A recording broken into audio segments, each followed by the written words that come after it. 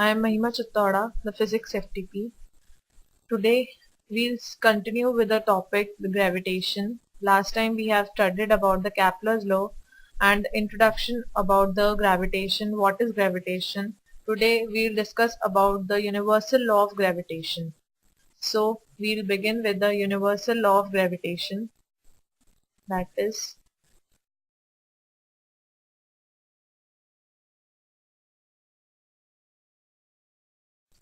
this is our today's topic.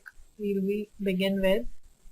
According to the popular legend, Newton was sitting under a tree, that is of apple tree, when an idea struck him that gravity extends beyond the earth as apples fall down from the tree. Perhaps when he looked up through the branch towards the origin of falling apple and noticed the moon. In any event, any of the two, that is the falling of an apple and the motion of the rotation of the moon around the earth is exactly he said is the same. Means Newton had an insight to see that force between the earth and a falling apple is same force that pulls the moon in an orbital path around the earth. This path is similar to the planet's path around the sun. In this way, he said that everything pulls on everything else in a beautiful simple way that involves only mass and the distance. Means Newton's law, we can say that Newton's law of gravitation after the universal law of gravitation, this is the same. The magnitude and direction of the gravitational force between the two bodies or the particles are given by the universal law of gravitation. That is, the magnitude and the direction between the two bodies is given by the universal law of gravitation, which was formulated by the Newton. And Newton formulated as a statement and gave that is, every object in the universe attracts every other object with a force which is first directly proportional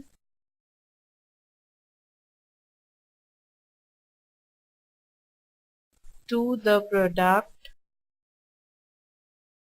of their masses, and second, that is inversely proportional to the square of the distance between them. Inversely proportional to the square of the distance between their centers of line joining. Now we can write it mathematically and we can understand it diagrammatically. Suppose if there are two masses, that is, this is mass m1 and this is mass m2. These are the two masses. Okay. Suppose this is the center of m1 and this is the center of m2, and if we join the line between these two centers, this is the distance between the two masses, that is m1 and m2, and this distance is marked as r. Then according to Newton, there is a force exists between both the particles, that is, the force exerted by the m1 towards m2 is F1, suppose, and by m2 towards m1 that is F2.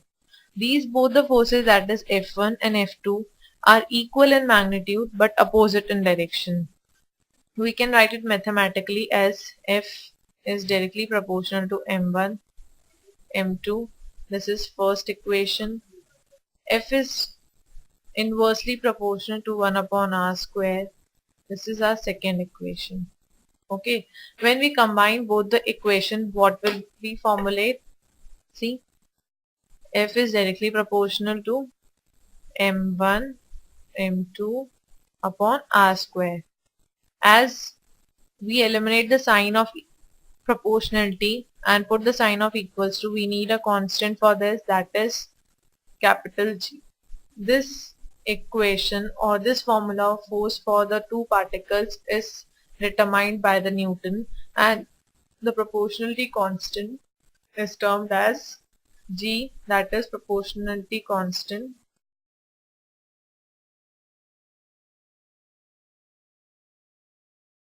This is known as the universal gravitation constant.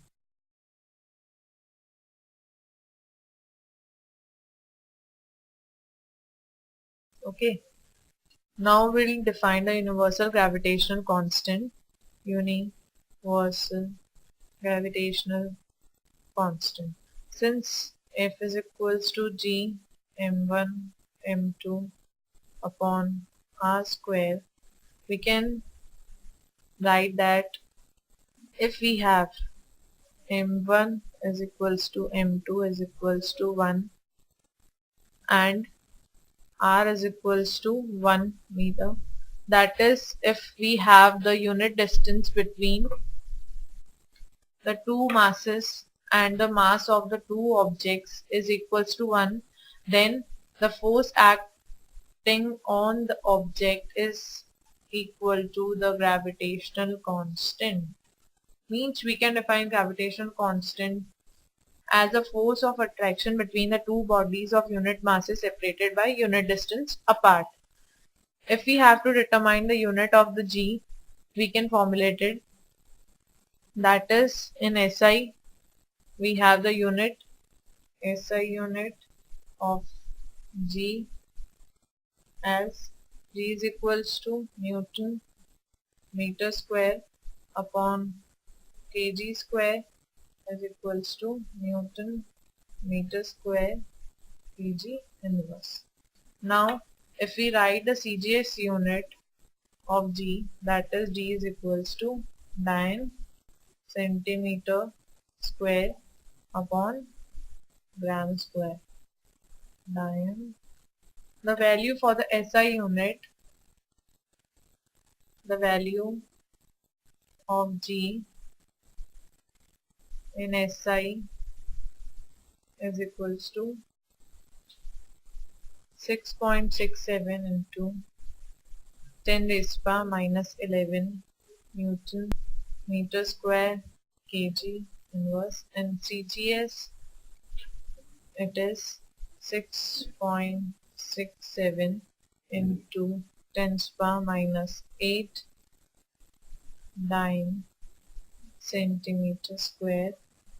This is the value of G in SI unit and CGS unit by putting the values of the different quantities in the G. The value of this G is found by the scientist known as Henry Cavendish in the year of 1731 to 1810 by using the sensitive balance. Now we move forward towards the important features of gravitation field, important characteristics of gravitational field. First, gravitational field between the two bodies form an action-reaction pair, form an action-reaction pair between the two bodies. That is, the forces are equal in magnitude but opposite in direction. Second property for the gravitational field is it is a central force. Means we have seen above that there are two objects m1, m2. These force act along the line joining the two centers of the masses, means it is a central force, acts along the line joining the centers of the two interacting bodies. Now, third quality or the characteristics is between the bodies independent of the nature of interacting medium. Now we switch on towards our fourth property, that is the gravitational between the two bodies does not depend upon the presence of other bodies. Does not depend upon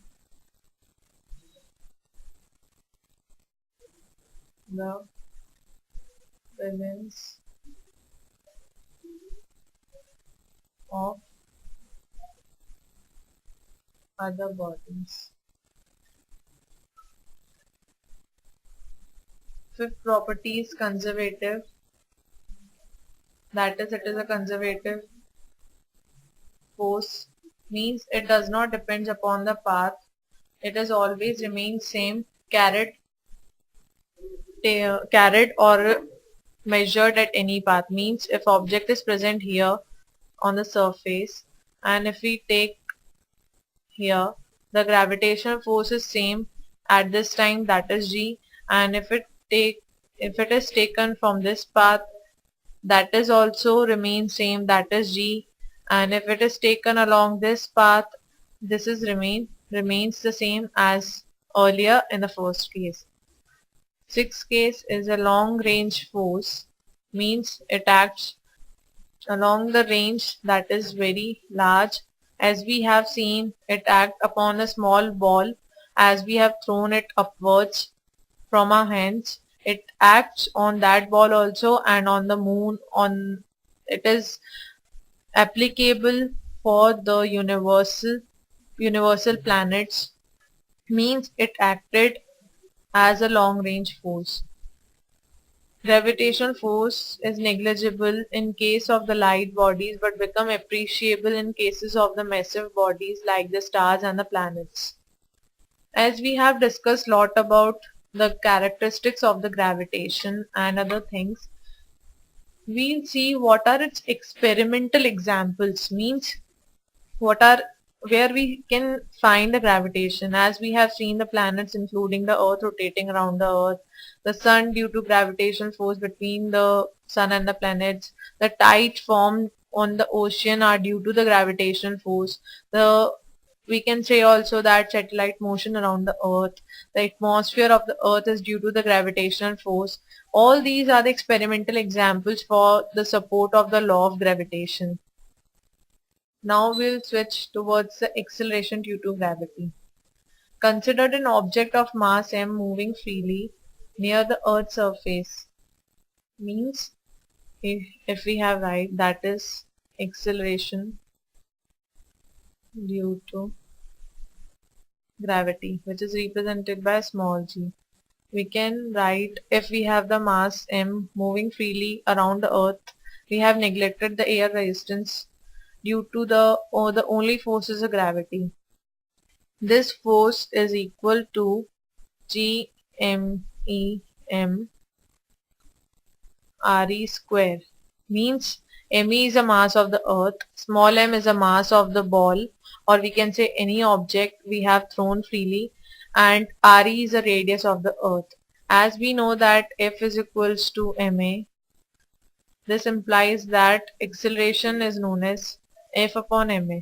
And if in this case we have the acceleration, that is g, we can write a as g, and value of F upon m remains gme upon re square. This is the final value for the small g, that is the acceleration due to gravity.